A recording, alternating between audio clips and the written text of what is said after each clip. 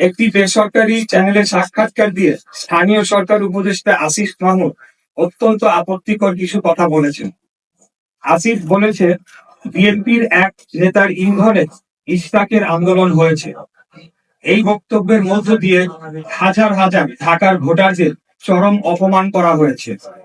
ঝড় বৃষ্টির তীব্র রোদ উপেক্ষা করে দিনের পর দিন শারীরিক ও মানসিক পরিশ্রম করে আন্দোলন করা ঢাকার এই জনগোষ্ঠীকে এই একটি বাক্য উচ্চারণের মধ্য দিয়ে নাগরিক থেকে পশুর মর্যাদায় নিয়ে যাওয়া হয়েছে। এটার জন্য তাকে অবশ্যই নাগরিকদের কাছে ক্ষমা চাইতে হবে। দ্বিতীয়, আসিফ আরেকটা কথা বলেছে, ইশরাককে মিসগাইড করা হয়েছে। এই বক্তব্যের মধ্য দিয়ে তিনি অধ্যত্বপূর্ণ আচরণ করেছেন।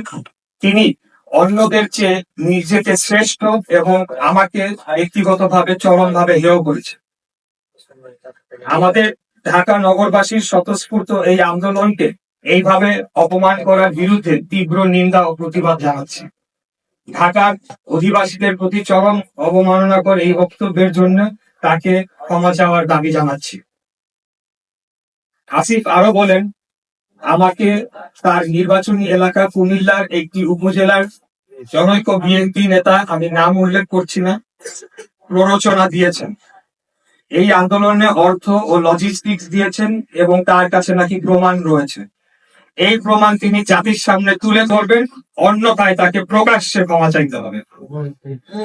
এখানে তিনি থেমে থাকেন নাই, তিনি বলেছেন, বিএনপির একটি অংশের সরকারের সাথে বোঝাপড়ার দূরত্ব তৈরি হওয়ার কারণে আমাকে ব্যবহার করা হয়েছে।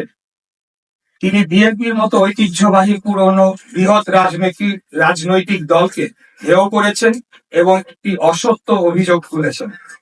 তিনি নিজেকে বিশাল কোনো মহামানব হিসেবে উপস্থাপন করেছেন। উনি হয়তো ভুলে গেছেন ওনার জন্মের আগে বিএনপির জন্ম হয়েছে।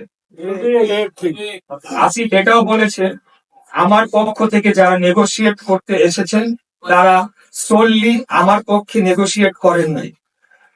অর্থাৎ আমার বিষয়টি সম্পূর্ণ আইনি, এখানে নেগোশিয়েট করার কোনো সুযোগ নেই। আদালত স্পষ্ট করে রায়ের মাধ্যমে কি করতে হবে তা বলে দিয়েছে। তাহলে নেগোশিয়েট কারা করেছে তা আমাকে জানাতে হবে, কারণ একমাত্র আমাদের দলীয় প্রধানের বাইরে অন্য কোনো ব্যক্তিকে আদালতের রায় কার্যকর সংক্রান্ত যোগাযোগ ছাড়া অন্য কোনো কথা বলার সম্মতি আমি দেই নাই।